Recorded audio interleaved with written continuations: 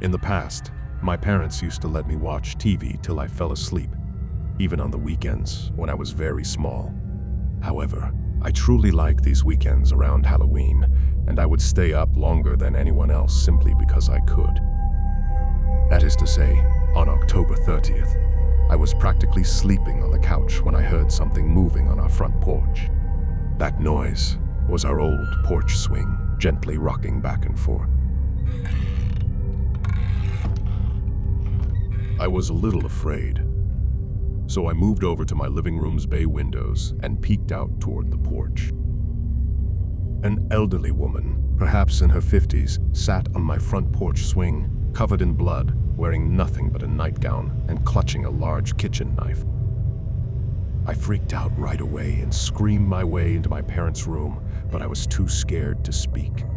When I eventually told my parents what I had seen, my dad became very angry and urged me to go back to bed because he thought it was just a terrible dream. My parents could sense that I was upset. To show that nothing was there, I resisted and cried and screamed until my dad gave up. He then grabbed my arm and carried me to their front door. I tried to stop him by kicking and screaming the entire way, but he kept dragging me. When we finally arrived at the door, he swung it open and shouted, "You can see nothing is there." When the woman turned around, glared at us both, and slowly got up with the knife, I had never seen the look of terror and shock that was on his face. After slamming the door shut, my dad rushed to get his gun and asked my mom to contact the police. He went back to the door with a 12 gauge and cracked the door enough to stick the barrel out. He asked her what she was doing, and she said, "Someone killed my husband, but it wasn't me." She panicked, grabbed the knife, and fled when my dad warned her that the cops were on their way. 15 minutes later, the cops discovered her attempting to break into one of our neighbors' homes. I've never again slept in my living room.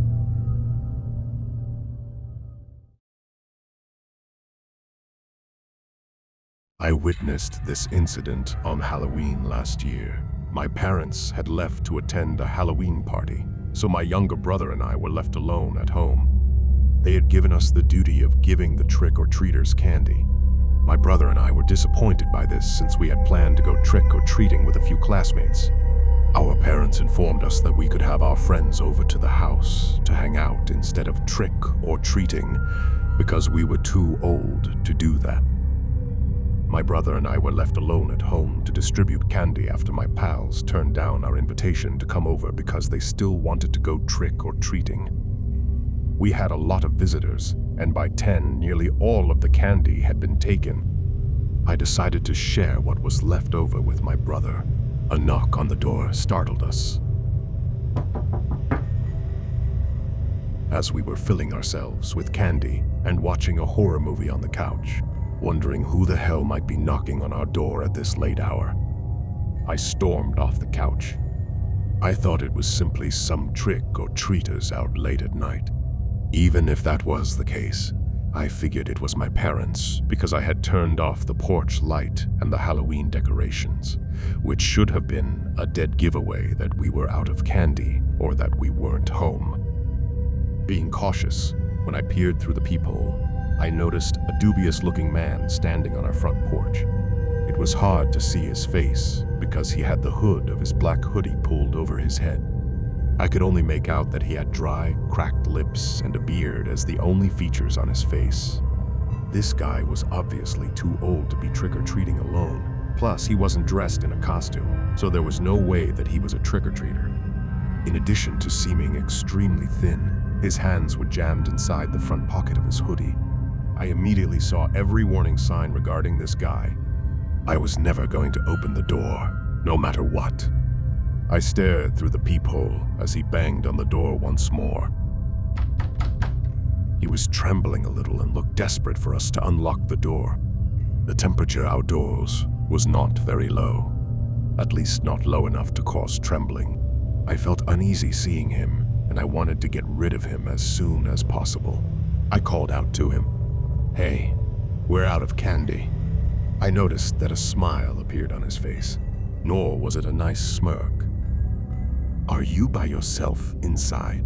the man questioned, sounding almost sarcastic. His voice sounded dry and harsh. "Must I make a police report?"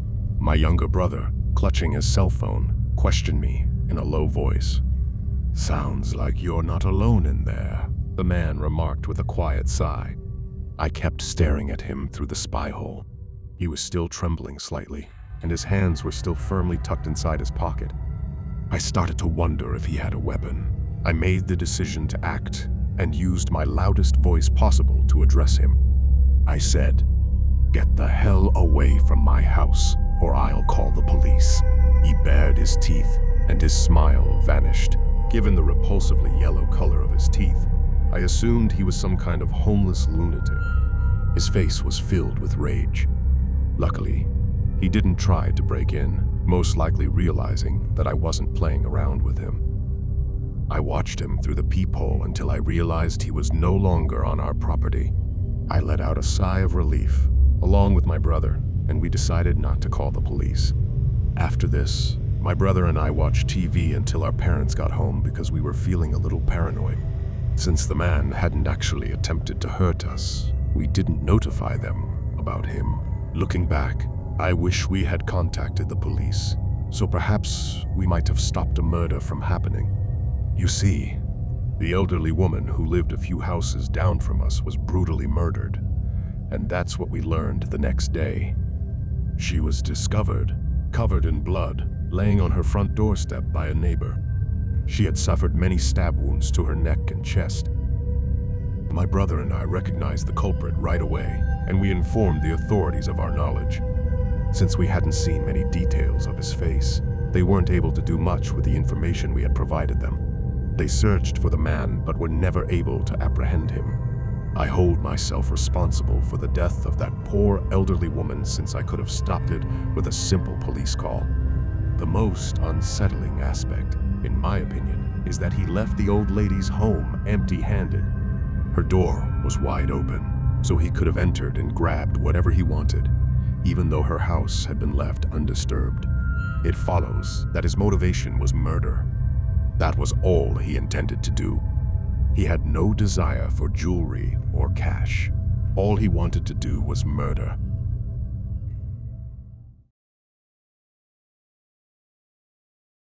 It was finally Halloween night. I was excitedly getting ready for a night of trick-or-treating in our neighborhood with my best friend, Kyle. We were prepared with our costumes, bags for candy, and a strategy to cover every house on our block. As we stepped outside into the cool fall air and heard our footsteps echo across the empty streets, the excitement was visible. We were fascinated by the eerie decorations on our neighbors' houses as we went through the darkly illuminated streets. Our typical neighborhood was transformed into a spooky wonderland for Halloween, which was a beautiful moment. But our journey was about to take an unexpected turn. We ran into our friends Emily and John a few blocks away from my place. John appeared to be a silly-looking mummy, whereas Emily was a cunning witch. We greeted each other excitedly and made the decision to stick together for the rest of the evening. Continuing our hunt for candies, the four of us visited house after house, enjoying the goodies that filled our bags. The only sound in our area was that of our group laughing and talking to each other. Even though John had finished trick-or-treating at every house in our area, he wasn't ready for the night to stop. He ran up the driveway to a long, abandoned house. I told him not to bother with that one because no one lived there, John remarked, while laughing. Well, then they won't mind this. He rang the doorbell repeatedly while knocking on it and yelling. As the door continued to beep, the rest of us laughed. But when the door creaked open slowly, much to our horror, our laughter soon gave way to anxiety. We could see nothing but blackness beyond the threshold, which sent chills down our spines. Then, out of the shadows, came a deep, harsh voice that chilled our spines. "You tiny fools, what's the problem?" We apologized quickly as we started to move away after being startled and frightened and tripping over our words. Our hearts thumped in our chests as the tension in the air increased. When the rolling garage door opened unexpectedly and we heard what sounded like a dog's collar jingling, John nervously laughed. A huge, mysterious creature caught our attention as it walked out of the garage. A vicious dog suddenly charged at us, growling and seeming to want to rip us to pieces. We started to race, holding onto our candy bags for dear life as a wave of panic overcame us. The dog would not give up, snapping at our heels while we swung our candy bags in its direction. We kept running till we got to my door. We spun around, breathless and scared, but the dog was gone. When we told our parents about our terrifying incident, they were just as shocked. They were aware that the house had been vacant for years.